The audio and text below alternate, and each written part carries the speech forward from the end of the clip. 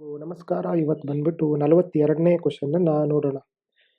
With reference to unmanned aerial vehicle consider the following statement. So ಇವರು unmanned aerial vehicles ಅಂತ ಹೇಳಿದ್ರೆ drones ಅದ್ರ ಬಗ್ಗೆ ಕೇಳ್ತಾ ಇದ್ದಾರೆ. ಸೊ ಇದು ಸೈನ್ಸ್ ಆ್ಯಂಡ್ ಟೆಕ್ನಾಲಜಿ ಕ್ವಶನ್ ಆಗುತ್ತೆ. 3 ಸ್ಟೇಟ್ಮೆಂಟನ್ನು ಕೊಟ್ಟಿದ್ದಾರೆ. All type of unmanned aerial vehicles can do vertical landing. ಎರಡನೇ ಸ್ಟೇಟ್ಮೆಂಟ್ ಬಂದ್ಬಿಟ್ಟು all type of unmanned aerial vehicles can do automated ಹವರಿಂಗ್.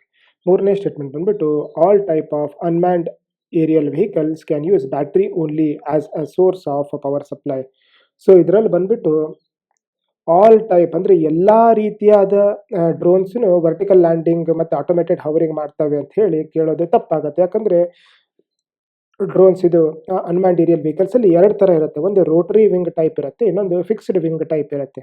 So Rotary wing type ಏನು ಜನರಲಿ ನಾವು ನೋಡ್ತೀವಲ್ಲ ಮದುವೆ ಸಮಾರಂಭಗಳಲ್ಲಿ ಅಥವಾ ಜಾತ್ರೆಗಳಲ್ಲಿ ಏನು ಡ್ರೋನ್ಸನ್ನ ಹಾರಿಸ್ತಾರಲ್ಲ, ಸೊ ಅದು ರೋಟರಿ ವಿಂಗ್ ಟೈಪ್ ಇರುತ್ತೆ. ಅದಕ್ಕೆ ಆಪ್ಷನ್ ಇರುತ್ತೆ ವರ್ಟಿಕಲ್ ಲ್ಯಾಂಡಿಂಗ್ ಮತ್ತು ಆಟೋಮೇಟೆಡ್ ಹವರಿಂಗಲ್ಲಿ. ಅದೇ ಫಿಕ್ಸ್ಡ್ ವಿಂಗ್ ಟೈಪಿಗೆ ಸ್ವಲ್ಪ ದೂರ ಟ್ರಾವೆಲ್ ಮಾಡಿ ಆಮೇಲೆ ಮೇಲೆ ಹಾರೋ ಥರ ಇರ್ತದೆ, ಪ್ಲೇನ್ಸ್ಗಳಿರ್ತಾವಲ್ಲ ಅದು. ಸೊ ಅದರ ಸಲುವಾಗಿ 1 ಮತ್ತು 2ನೇ ಸ್ಟೇಟ್ಮೆಂಟು ತಪ್ಪಾಗುತ್ತೆ. 3ನೇ ಸ್ಟೇಟ್ಮೆಂಟ್ ಬಂದ್ಬಿಟ್ಟು all type of UAVs can use battery only. So battery ಬಿಟ್ಟು ಮತ್ತು ಬೇರೆ ಥರ ಫ್ಯೂಲ್ಸನ್ನು ಕೂಡ ಡ್ರೋನ್ಸಲ್ಲಿ ಯೂಸ್ ಮಾಡೋದ್ರಿಂದ ಇದು 3ನೇ ಸ್ಟೇಟ್ಮೆಂಟು ತಪ್ಪಾಗುತ್ತೆ. ಸೊ ಇದರಲ್ಲಿ ಆನ್ಸರ್ ಬಂದ್ಬಿಟ್ಟು ಡಿ ಆಗುತ್ತೆ, ನನ್. ಸರಿ, ಹಾಗಾದರೆ ನೆಕ್ಸ್ಟ್ ಕ್ವಶನ್ನ ನಾಳೆ ನೋಡೋಣ. Thank you.